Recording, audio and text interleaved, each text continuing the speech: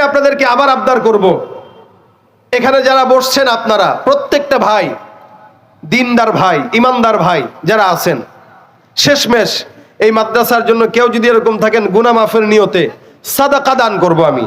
দেখেন গুনাহেরও সদকা আছে, গুনাহ হয়ে গেছে তো সদকা করেন, আল্লাহ পাক ছোট ছোট গুনাহগুলো সদকার বদৌলতে মাফ করে দিবে ইনশাআল্লাহ।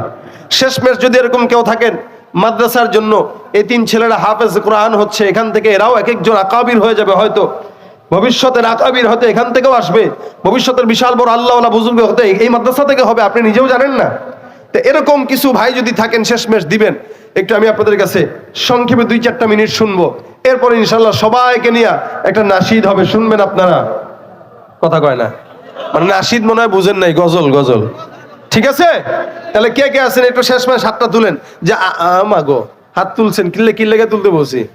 হাত তুলেন, হাত তুলেন, আস্তে আস্তে তুলতেছে, মনে করছে পকেটে ঢুকাইতে বলবো, থাক না মান। কেউ যদি এরকম থাকেন যে 1500 দিবেন, শেষমেশ একটু এখানে হাতটা উঠান যে আমি আছি, শেষমেশ প্রধান বক্তার হাতে একটু দিব। ভাই আমি গুনাহগার মানুষ, কিন্তু আমি মুসাফির। 1 নম্বর আমি মুসাফির, 2 নম্বর শারীরিকভাবে অসুস্থ। এই 2টা কারণে আল্লাহ পাক আমার দোয়া কবুল করবে, এটা রাসূলের হাদিসের কথা।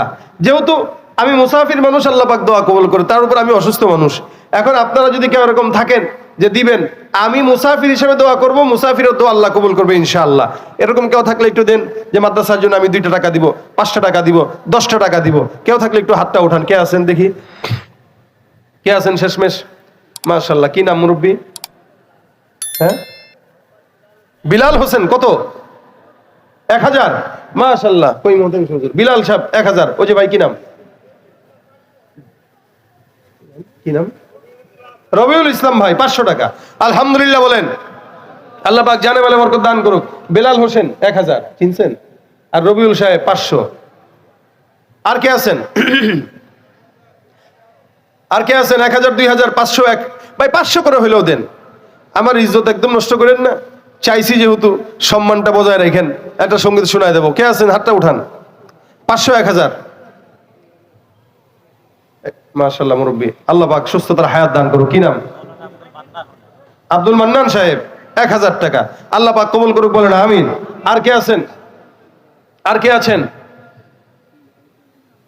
উঠলেই ঠকবেন, এশকের গজল হবে ইনশাআল্লাহ। শুনবেন?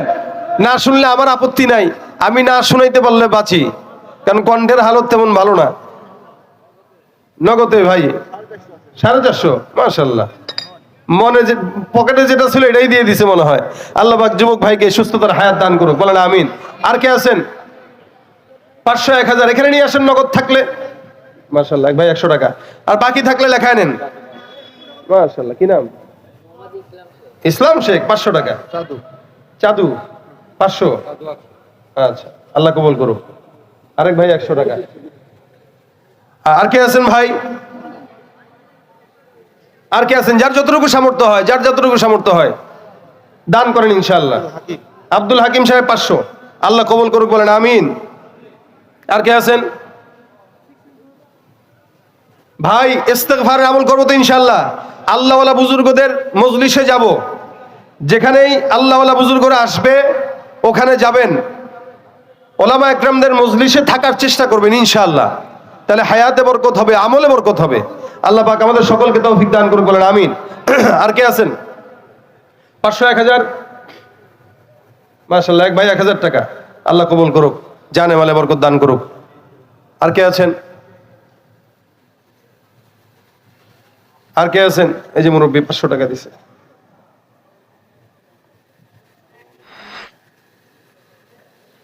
কি নাম? নাসিমা আক্তার।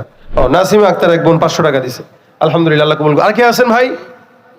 আর কে আছেন? আর কেউ নাই? 500, 1000।